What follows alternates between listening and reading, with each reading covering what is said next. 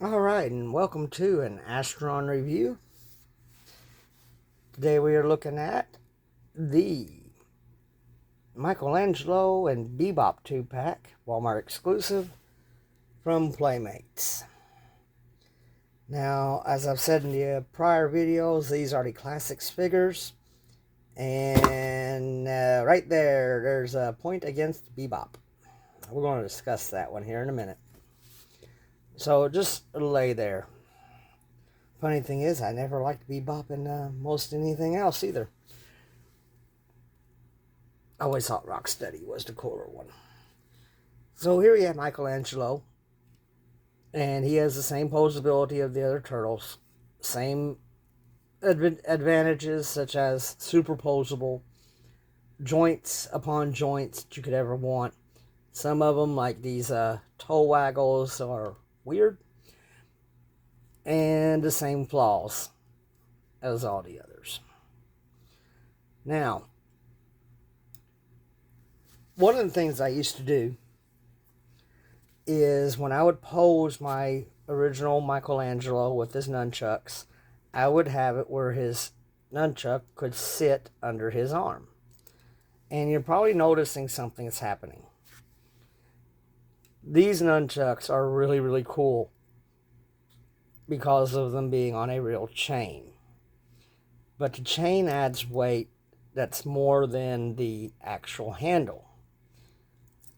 And the way these hands are made, this is where I said we was going to talk about this. When you look at the hands, there is no groove per se in the palm for holding a weapon. So when you close them up, assuming you can get them to close, most of the time they don't really want to do that either, you get a turtle fist.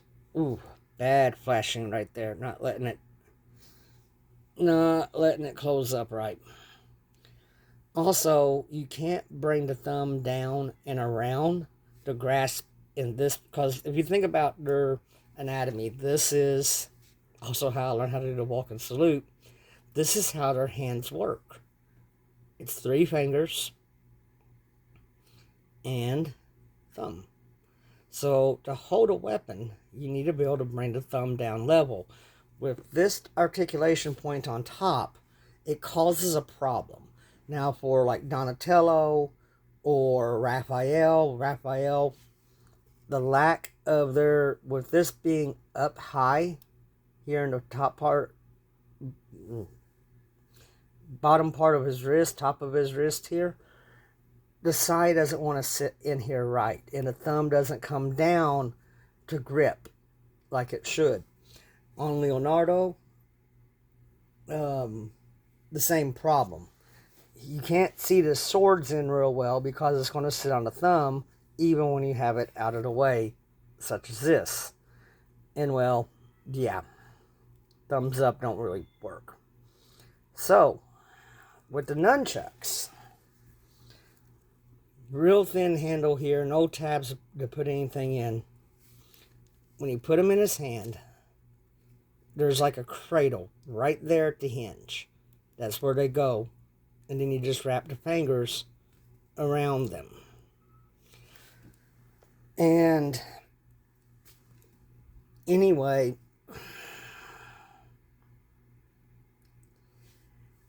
yeah, it's just, the more I look at the figures, outside of getting them into a good group pose together, and if you don't have any modern turtles and want something a little more than just what the classic original ones were, which I have a set of the originals in a re-release format somewhere, but I have no idea where they're at the moment.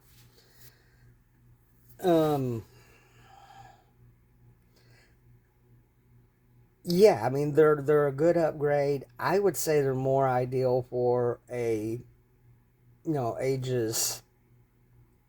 7 to up. Because they got a lot of playability factor in them. But as a collector who is looking for animation accuracy, These do kind of strike that balance with me, with having super articulation and being accurate to the animation. I like that. Now, I'm going to put him with the boys. So we got Michelangelo and Donatello. I'm going to move Useless over here over. Raphael, Cop and Attitude.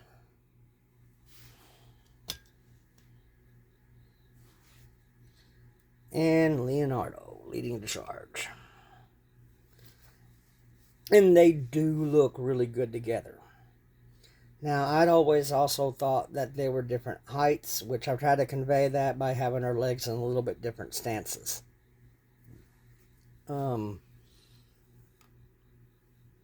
But the star of this episode is going to be Michelangelo. I've discussed his, all of their hand issues, which they definitely have.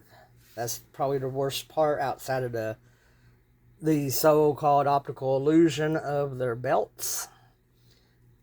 And one of the things this carries over from childhood is I always liked putting where you could grab either nunchuck from either side. So I always had it, you're pulling down to get them out like this. I know a lot of people, and on the back of the packaging showed them as going in through the top. That never really made sense to me, because if you're pulling something from your back, you want it to be easy. So, chain down, so if he has to, he can just grab the chain and have his nunchucks. And I want to say I originally saw this in the live action movie of them being holstered like that and like this, but with the chain hanging downwards. Now, in the animation, the chain was up. Ah, yes, there's the pose I'm trying to do, and you can't do it. But as you reach back and then pull either from a chain or top of one to bring them out to attack. But trying it in real life, it never worked. Of course, at the time I was a kid and really wasn't trained on nunchucks that well. But to me, this always made sense. I could be wrong, but it's to each their own. It's your figure displayed in sort of features however you want. So let's set Michelangelo to the side. We know his articulation. If you've seen the other videos, I go through it there. The idea is that any video could be someone's first, but at the same time, want to give incentive to go watch the older stuff. So let's talk about Bebop. Bebop is horrible. I'm what's going to say it. In the package, I thought he looked pretty cool. Looked like a good modern update, but as soon as I got my hands on him, I was not liking it. One, you got a mold line right here that's real evident, real visible, that if I do a custom paint job and wash, which he could definitely benefit from a good wash, that's going to become a scar. He has a bit of a different articulation on his neck. It's still a ball joint, but it's sunk into the body. So you're just going to get, twisty head syndrome. You're going to get very little up, nothing down. These are not like Shredder's pauldrons. They are stuck in place. You're not going to get any kind of extra articulation to the top. It's just not going to happen. I feel like this figure is an afterthought. I really do. Because a lot of the problems I have with Triceraton, this guy's got them also. Are those the same legs? No, thank God. He does not have, and neither does Triceraton, any kind of swivel up here. He's just got a standard, regular, ball-jointed leg. And I want to try to work with it a little bit, because otherwise he looks like he's got his knees bowed in. The only rotation you have for his feet is here at the top of the shoe. Rotates here. But I'm going to try to see if I can't get a decent pose out of him. And if he breaks, he breaks. But there's just something not right. I mean, you look at how these legs pose and how they're sculpted. Because this down here is thick, hard plastic. This up here is soft plastic for his knee. The warp is down here. You can even see it, that it's curved. And that doesn't work because without any kind of cut at his thigh to reorientate his leg, to repitch it, you're not going to get much out of him. Now, for painted detail, they do get his bone necklace and skull painted quite nicely. Bandoliers painted and even picked out in silver for bullets. For a gun that doesn't shoot bullets, even though it's got a magazine. He's got a drill gun. Has a magazine on it. He has bullets on his bandolier. And that actually looks like it's sculpted with a working action. Like it's reminiscent of working action. What, does he shoot bullets through the center of the drill bit? I mean, there's no hole there. No way to see. But I guess you just suspend belief. That's what it does. His sight looks like it's inspired by Megatron's fusion cannon. So now that I got him a little more something, I really don't like this. And the fact I'm not a Bebop fan really does not help at all.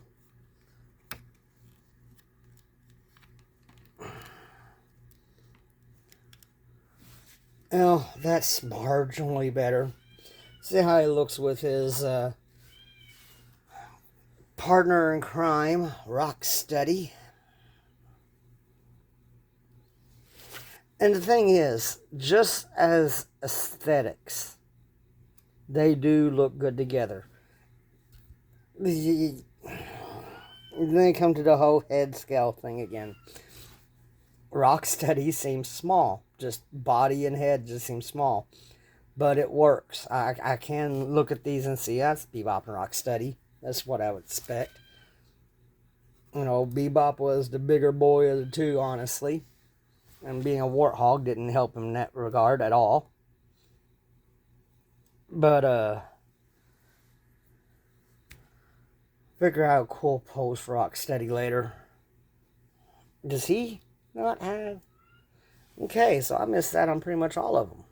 My bad. I thought this was had a rotational joint there, but it's just in the hip. But see, this thing is, if you look at him, his hips work fairly decently. Because with the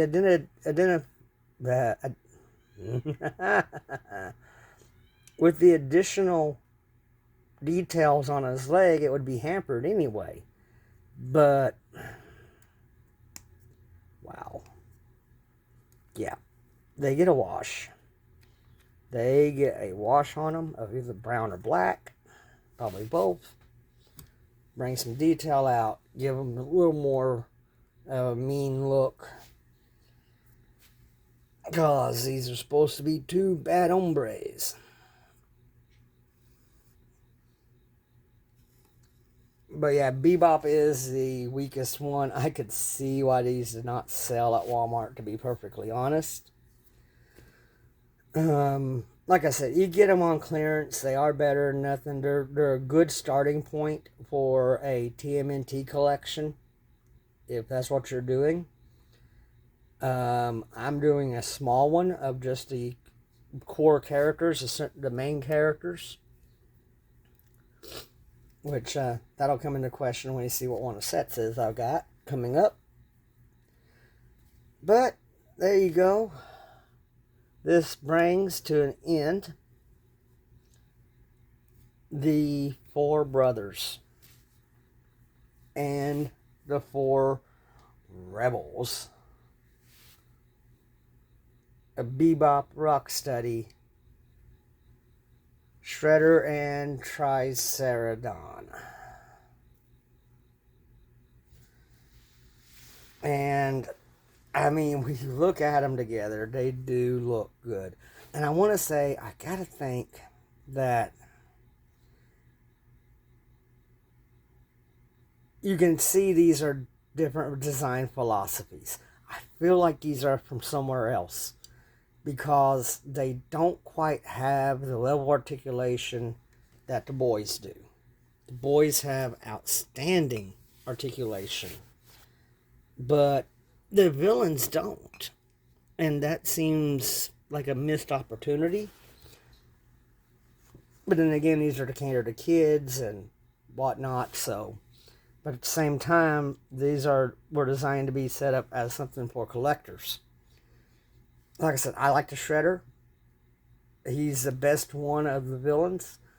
I do believe his head is too small, which is why I kept saying something doesn't look right. It says his head's too small. But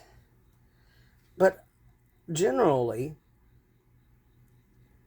they are halfway decent. 6 or 7 out of 10 figures. That's a 2 out of 10. I would say he's a 4 or 5. That's a 3. This is the 7. This is the best one of the villains. The brothers are all the same. And shelf presence wise, I'd have to say 7 out of 10. They're cool. They're a great update to the original figures, but I see the problems. You can tell the engineering and design philosophy of these figures, and the Turtle Buck at the time was super articulation with cartoon accuracy. I could deal without, because they're not going to have any torso articulation. They're in a shell. They should have butterfly joints up here and universals and maybe drop downs on the hips. That would give you a lot more articulation, more realistic to what they could actually do. They could not curl themselves up into a ball like Samus.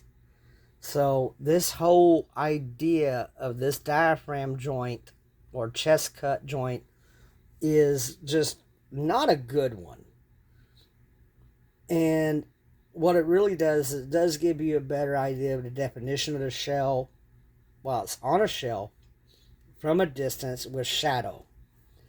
That I can see, because this part of the shell would be the part of the shell that moves up and down when they tuck their head in. So I see that. That makes sense. And here I am using real turtle anatomy on Ninja Turtles. Anyway. So that being said, my final thoughts are a good starting point. A good place to start. To build a Turtles collection, and until you can get your hands on, or NECA re-releases these things that they've released, whether it be the boys or Shredder. I don't know about their Bebop and Rocksteady. Like I said, I'd rather have Shredder, a bunch of foot ninjas and robots and Mousers and Baxter Stockman. Speaking of,